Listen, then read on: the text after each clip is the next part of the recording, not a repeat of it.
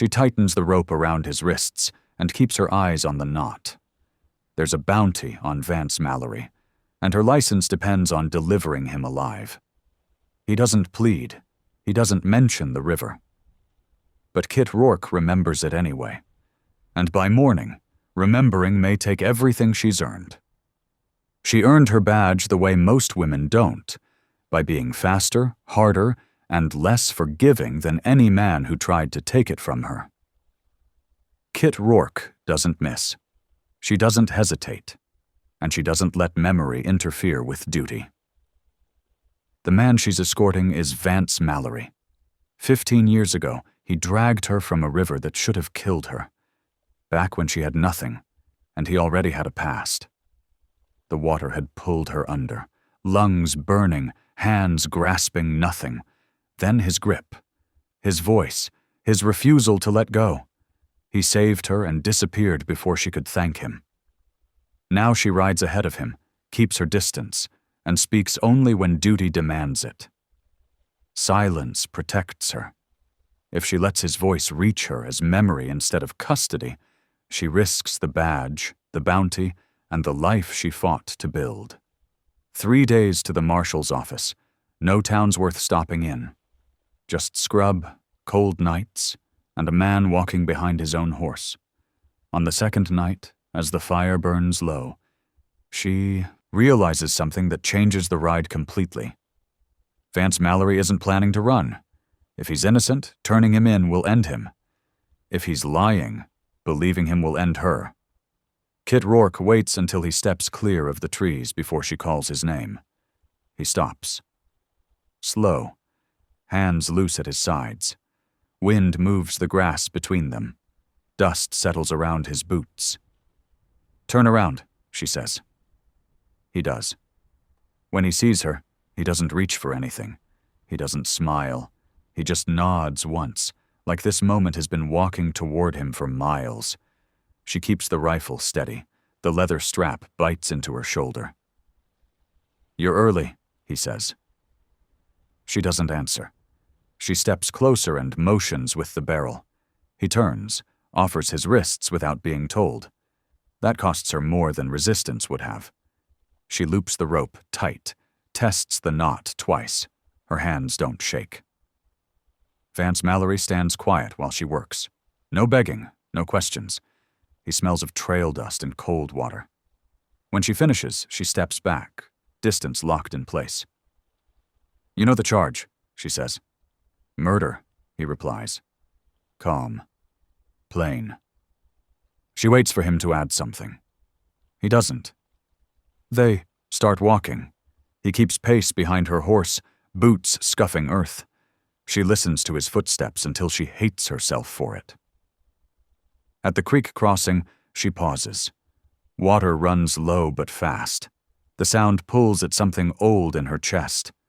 Another river, 15 years gone, when drowning felt certain until it didn't. She tightens her grip on the reins instead. "You can run," she says, not turning. "I won't," he answers. That's when she knows this won't be simple. Not because he's dangerous, because he isn't. She leads him across anyway. By nightfall, the rope between them feels shorter than it should. They make camp before the light is gone. Kit chooses a shallow cut in the land, out of the wind. She ties Vance to a cottonwood root and checks the knot once. Not twice. She won't give him that. He sits where she leaves him, hands resting on his knees, watching the ground. She builds the fire small, just enough flame to boil water. Lamplight flickers against the tin cup as she pours. The smell of smoke settles into her coat. "You eat first," she says. He shakes his head. "I can wait." She waits anyway. That costs her more time than she planned. When he eats, it's slow, careful, like he knows the sound of chewing carries at night. She pretends not to notice. Leather creaks when she sits. She keeps the rifle across her lap, keeps her boots pointed away from him. "You tracking me long?" he asks. 2 weeks, she says. He nods, like that explains something, like it closes a book. Silence stretches. Breath fogs between them. She stares into the fire until the embers blur. "I knew you'd find me," he says. Not pride, not fear, just fact. She doesn't ask how. She doesn't ask why he stayed. A horse snorts in the dark. Kit reaches for the reins without thinking. He notices that. She feels it. "You don't have to watch me," he says. "I do," she replies.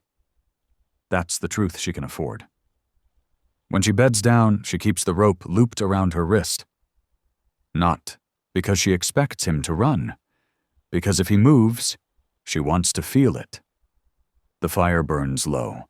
Wind pulls sparks into the dirt. She lies awake longer than she should, listening to his breathing change as sleep takes him. That's when the wanting begins. Not for him to escape, for the night to end without asking more of her. They reach the town by mid-morning. 2 buildings, a hitching rail, a store that sells flour and news in equal measure. Kit slows her horse before the first fence post. She feels the shift before she names it. Eyes. Vance walks behind her, rope short now, his shoulders square as they pass the rail. He doesn't lower his head. That makes it worse. A man steps out of the store, wipes his hands on his trousers, looks from Kit to the rope. "Morning," he says. Kit nods once, keeps moving. "You hauling someone?" the man asks. She stops. Dust settles around her boots. "Yes," she says. "What for?" "Murder." The word lands hard. Vance doesn't flinch, stares at the far fence like it belongs to someone else. The man studies Kit longer this time, takes in her badge, her posture, the distance she keeps. "Marshall's 3 days east," he says. "You alone?" "I am," she answers. That's when a woman appears in the doorway. Then another. Silence thickens. Someone whispers a name, not his, hers. Kit feels the rope tighten without her pulling. She loosens it, deliberate. "We won't be long," she says. They buy water, salt, bread wrapped in fabric. Kit pays fast. She doesn't look back. Outside town, she mounts without help. Vance waits for her nod before stepping off. "You didn't have to say it," he says quietly. "The charge." "Yes," she replies. "I did." They ride until the fence is thin and the land opens again. Only then does she breathe fully. Her reputation rides with them now. So does his life. By the time the town disappears behind the rise, she knows the truth. If anyone remembers this crossing, silence will no longer protect her. They camp later than planned. The land rises into stone and scrub. Wind cuts sharper here. Kit chooses a spot tucked against rock, where sound won't carry far. She dismounts and sets the routine without comment. Vance follows instructions. No delay, no testing. She ties him with more care than before, not gentler, more precise. The rope bites into leather and holds. Night comes fast. Lamplight catches the edge of the rock and nothing beyond it. The fire stays low. Wind pushes smoke sideways. They eat in silence. After she checks the horses, counts steps back to the fire, measures distance like it might change something. "You don't sleep much," Vance says. She pauses, keeps her back to him. "I sleep enough," she answers. He nods, accepts it. Minutes pass. The wind shifts. Dust skims the ground. She feels his gaze without turning. "There's something you should know," he says. Her hand stills on the canteen. She doesn't look at him. "Don't," she says. Silence drops hard, between them. He breathes once, stops. She returns to the fire, sits, keeps the rifle across her knees. Wood pops softly. "I won't beg," he says, careful. "I won't ask you to remember anything." She lifts her eyes then, just long enough to meet his. "That's good," she says, "because I don't owe you memory." He studies her face like he's measuring what's left of her that the river didn't take. "I'm not running," he says. "I know," she replies.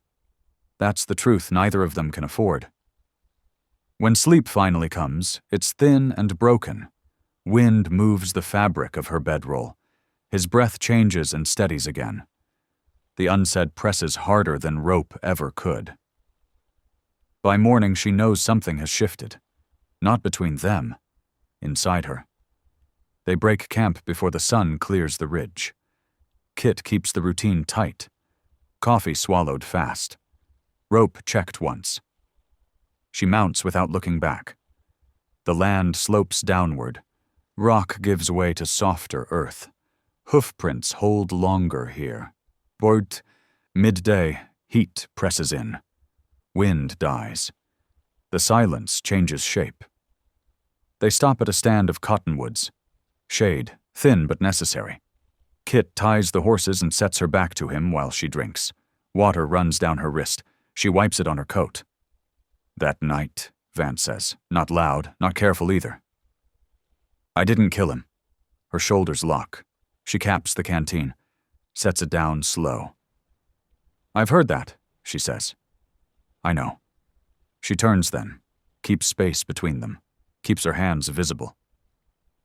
"He was already dead when I got there," Vance continues. "Shot from behind. I ran because the man holding the gun wore a badge." Her breath shortens. "Just once." "You expect me to believe that?" she says.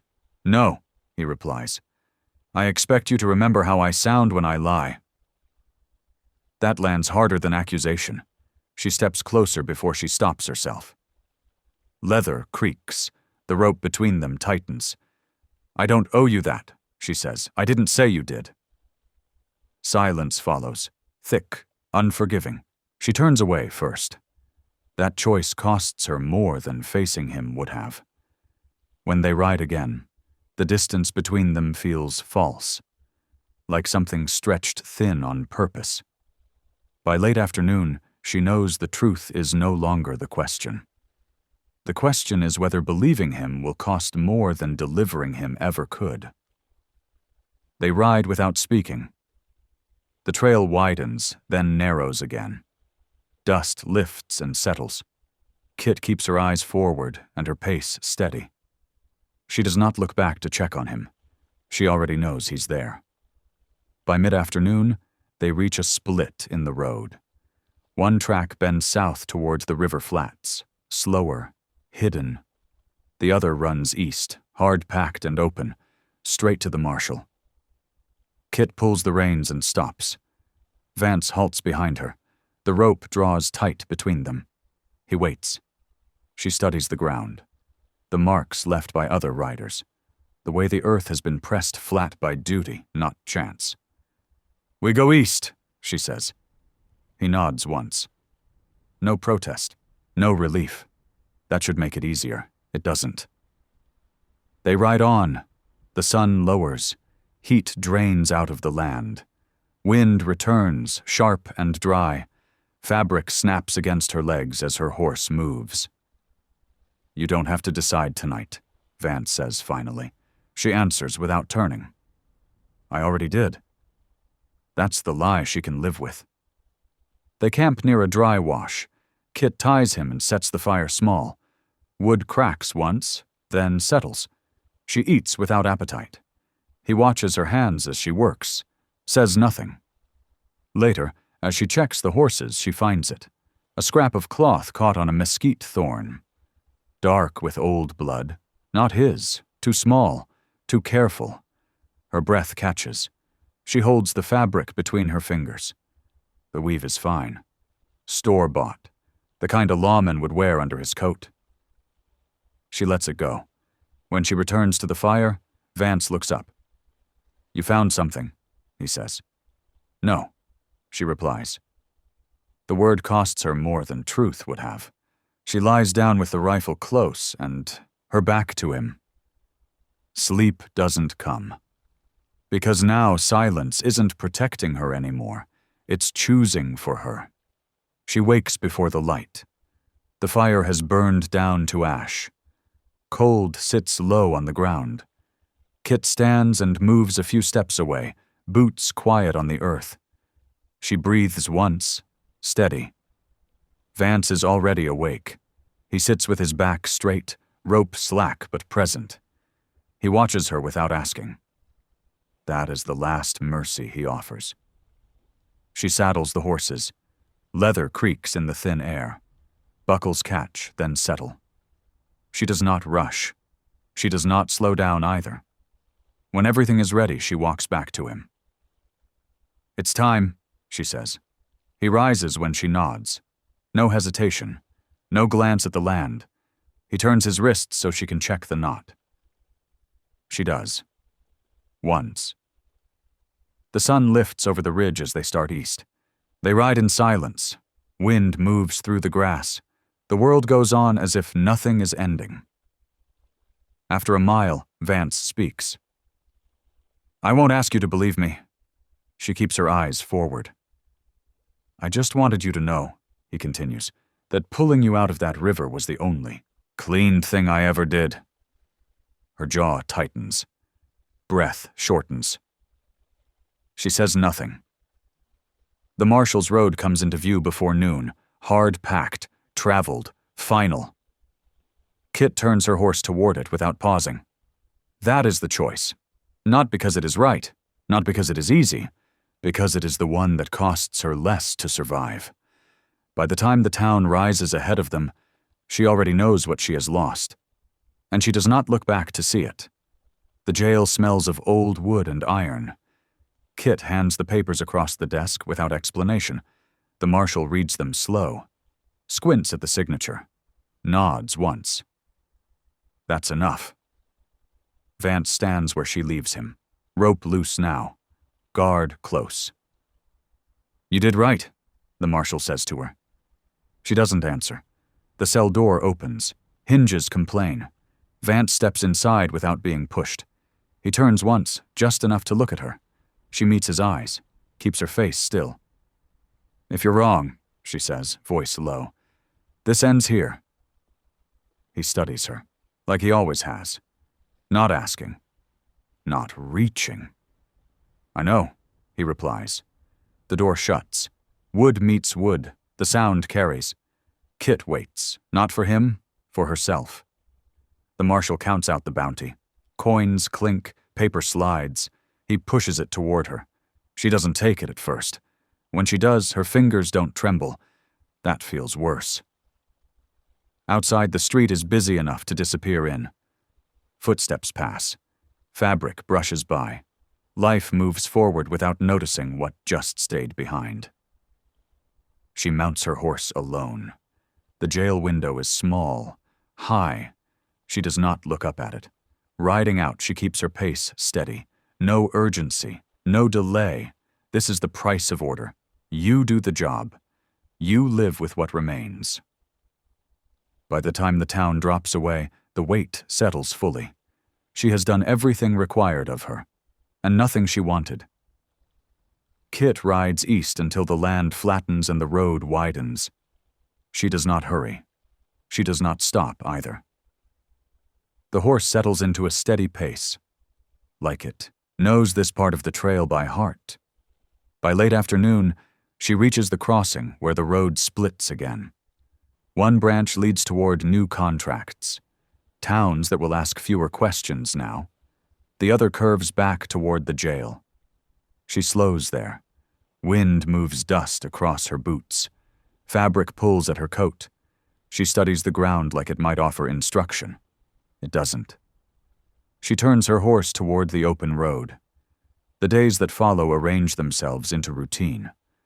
Papers signed, bounties posted, men brought in who struggle more than they speak. Her name carries weight now. Doors open when she knocks. At night, she sleeps alone and wakes early. She cleans her rifle, checks her gear, keeps moving. She does not return to the jail. Not the next day, not the one after. When word reaches her that Vance Mallory will stand trial, she listens without comment. When she hears the charge repeated, she doesn't argue it. That was never her part. Once, at a river crossing far from that place, she stops longer than necessary. The water runs fast and loud. She watches it until the sound becomes only sound again. Then she mounts and rides on. Love, she has learned, does not always ask for courage. Sometimes it asks for restraint. And sometimes the bravest thing a person can do is live with the choice they made and never ask to be forgiven for it. If you love stories like this, you're welcome here. Subscribe if you want more Western romances. And if this story stayed with you, you can say so in the comments. I'll see it. I'm your narrator, John. Until the next road.